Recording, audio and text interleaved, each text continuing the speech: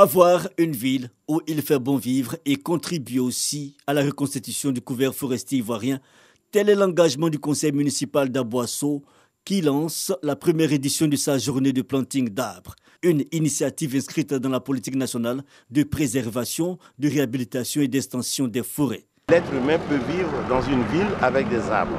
C'est ce que nous allons essayer de mettre en place à Aboisseau pour qu'en permanence, nous puissions planter des arbres. Et nous allons désormais donner à l'appui de tout permis de construire 2 arbres pour que chaque initiateur de construction puisse planter des arbres.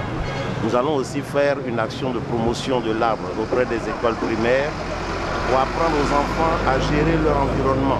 Autorités administratives, municipales, traditionnelles et partenaires ont chacun planté sur l'artère principale de la ville, chef-lieu du Sud Comoé, un arbre. Cette année, le thème à notre niveau, c'est un jour, 50 millions d'arbres. Tout cela s'inscrit dans le cadre de la politique forestière. La question de la restauration du couvert forestier est très importante. Donc, c'est le préfet appelle les populations, chacun à son niveau, à planter un arbre et il engage toute la population à cette action de planting d'arbres. Pour le suivi et l'entretien des arbres plantés, un comité de suivi a été mis en place.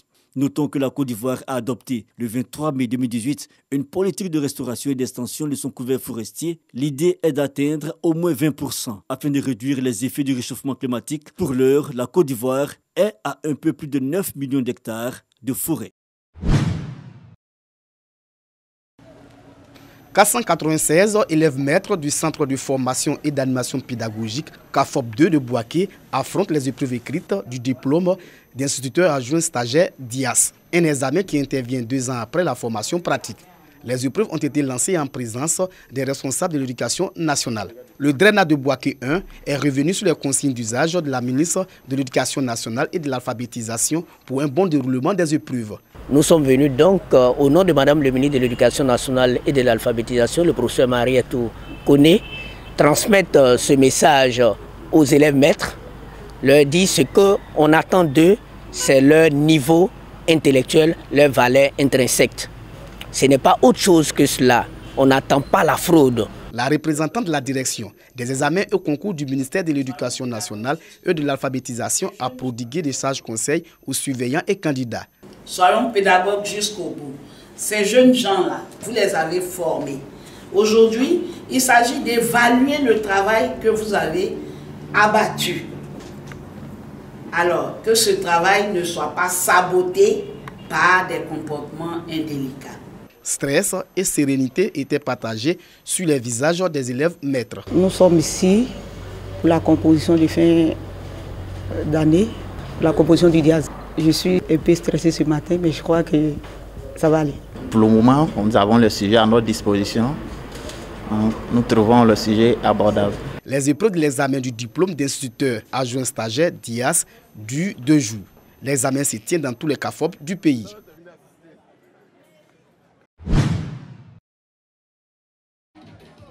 Jour de fête et moment historique à Domangbe dans le département de Zoukougbe, érigé en chef-lieu de sous-préfecture.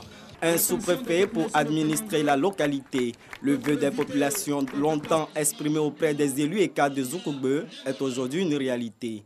Désormais, les populations auront à leur côté Aminata Traoré, premier sous-préfet de Domangbe, accueilli et reçu dans la faveur sous fond d'espoir pour ce gros village qui aspire au développement et au progrès. Honorables invités, ensemble, nous venons de gagner une bataille, celle de l'avènement de notre jeune sous-préfecture de Domangbe qui s'ouvre dorénavant à la Côte d'Ivoire et au monde entier. Les cadres, les élus et la chefferie de Domangbe s'accordent pour dire que c'est une ère nouvelle pour cette localité de plus de 10 000 âmes dont le décret portant son érection en sous-préfecture date de 2005. Depuis cette date, la sous-préfecture est administrée par le sous-préfet de Zoukougbe.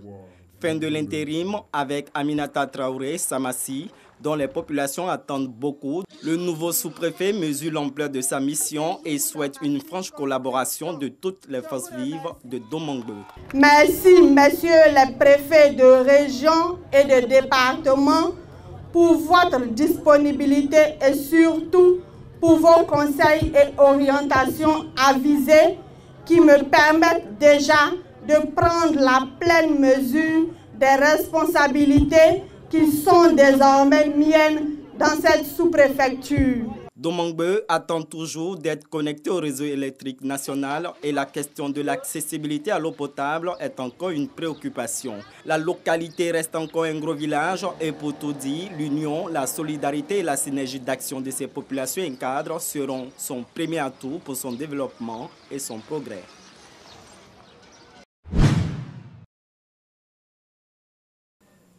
L'éducation, priorité des investissements du Conseil régional du Cavally. Illustration, l'ouverture dès la rentrée 2021-2022 de 3 collèges de proximité comme annoncé à Taï par Anne-Désirée Ouloto, présidente de cette région dans le district des Montagnes. Une attente des populations, mais également réponse à leurs nombreuses interrogations en termes de projets à réaliser et projets achevés et livrés. À mi-parcours de leur mandat, la présidente du Conseil régional du Cavally et son équipe ont adopté le budget de 6 milliards 230 727 000 francs CFA au titre du programme triennal 2022-2024 pour conduire la région du Cavally vers le développement et le progrès. La région avance bien, la région se porte bien et pour mieux expliquer donc ces avancées aux populations, le Conseil a décidé d'organiser des missions éclatées dans les 4 départements. Ces missions seront présidées par les vice-présidents du Conseil régional. Ces missions seront accompagnées également par tous les conseillers régionaux pour les écouter et faire en sorte que la seconde moitié de notre mandat, n'est-ce pas, connaisse un succès plus grand que celui de la première partie de notre mandat. Pour 2022, plus de 3 milliards sont disponibles pour des investissements touchant divers domaines. En attendant, les localités qui composent la région du Cavally se félicitent de leurs acquis, comme Zagné où les travaux de construction du château d'eau, financés par le projet Impact Rapide des régions P2IR, sont très avancés. Et le foyer des jeunes, financé par le même projet, est achevé. Il est livré aux populations. Top départ pour concours vacances 2021. Après une année d'inactivité due à la crise de la Covid-19, les responsables de Radio Bouaké, filiale du groupe RTI, procèdent au lancement de la 7e édition de son émission grand public dénommée Concours vacances. Un concours de danse et de culture générale qui vise à créer une saine émulation et occuper sainement les jeunes pendant les vacances. Le chef de département Radio Bouaké explique les grandes lignes et innovations de concours vacances aux responsables des troupes participants. Pour lui, l'édition 2021 va connaître une ambiance particulière. Nous avons 5 groupes par ville et les jeunes gens aujourd'hui, tous sont d'accord qu'ils aiment le zouglou. Le zouglou, qui est une musique identitaire de notre pays, a été choisi comme chanson imposée à la 7e édition du concours vacances. Les responsables des troupes participants réaffirment leur engagement pour sa réussite. Surtout au niveau des morceaux, soit au chant ou du poème. Je voulais savoir si c'était imposé cette année ou bien si c'était facultatif. Je pense que j'ai eu ce que je voulais comme information. Bien que nous soyons à notre première participation, je pense qu'on va tirer notre épingle du jeu. Quel comportement faut-il adopter à la chaîne de transmission de la Covid-19 dans les régions? C'est le thème de concours vacances 2021. À compter du 31 juillet, les présélections dans plusieurs régions. La finale se tiendra le 11 septembre à Didjévi.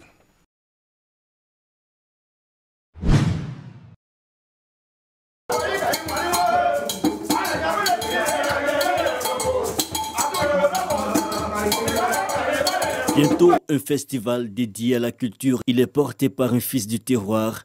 L'artiste Yabongo Lova, promoteur des Antilopes Festival, rencontre la presse à Daloa à cet effet. Quelle orientation donner au développement de la région? C'est le thème de cette première édition. En plus de vouloir apporter leur pierre à l'édifice pour la valorisation des richesses culturelles et touristiques de la ville de Daloa, Yabongo Lova et son équipe veulent occuper sainement la jeunesse, d'où la tenue de séminaires thématiques. Nous sommes à Daloa pour d'abord 3 choses qui nous tiennent vraiment à cœur. Expliquer à la jeunesse de Daloa qu'on n'est pas obligé de traverser de l'eau pour réussir dans la vie. Ce que nous voulons vraiment mettre en valeur, c'est la culture même de chez nous à Daloa. Les masques de Daloa, les taureaux de Daloa, et faire connaître certaines choses que les gens ignorent de la ville. Par exemple, on fait des chemises avec du bois bété à Daloa. On fait des tapettes en cuir à Daloa. On fait des colliers à Daloa. C'est tout ça qu'on veut présenter aux gens. La première édition du Antelope Festival à la caution morale et le soutien institutionnel des ministères de la Culture, du Tourisme et des Loisirs, ainsi que de la municipalité du Conseil régional de Sassandra, présidé par le professeur Didier Madi, représenté à cette conférence de presse. Un contenu très intéressant, voilà, qui a plu au président. Voilà, il attache du prix à la culture de cette région, surtout quand il s'agit de mettre en exergue les terroirs. Voilà, c'est un passionné du terroir. La réhabilitation de la tombe de l'artiste Ernesto Djediata Iragui Daloa, des dons au centre hospitalier régional et à l'orphelinat de Daloa, des animations sportives et culturelles telles le taureau et des défilés de mode, des chants traditionnels typiques de la région et des concerts géants meubleront l'événement. Notons que le Festival des Antilopes se tiendra du 6 au 8 août 2021 à Daloa.